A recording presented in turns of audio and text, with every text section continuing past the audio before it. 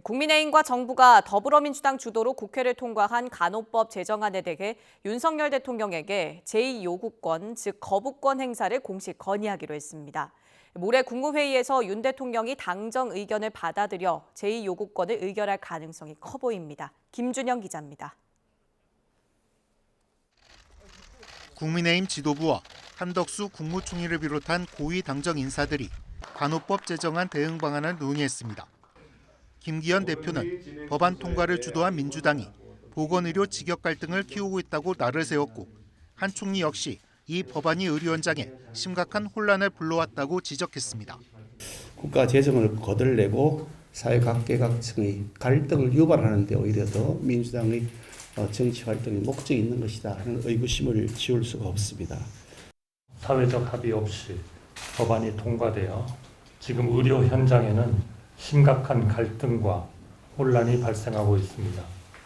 당정은 결국 윤석열 대통령에게 제2요구권, 다시 말해 거부권 행사를 공식적으로 건의하기로 결론 내렸습니다. 보건의료인 간 신뢰와 협업을 저해 국민 건강에 부정적 영향을 미칠 우려가 크고, 간호법안을 공포하면 정부가 민생 현장의 갈등을 방치하는 나쁜 선례가 될 것이 분명하다고 의견을 모은 겁니다. 당정은 간호법이 국민의 생명을 볼모로 하는 입법 독주법으로 그 피해는 고스란히 국민의 몫이 될 것이라는 점에 공감하였습니다.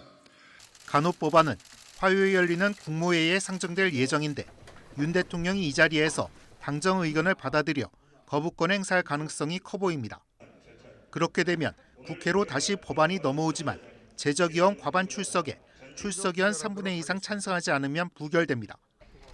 다만 당정은 간호사 처우 개선은 법률이 아닌 정부 정책으로도 가능하다고 보고, 지난달 정부가 내놓은 간호인력 지원 대책을 착실히 이행하기로 했습니다.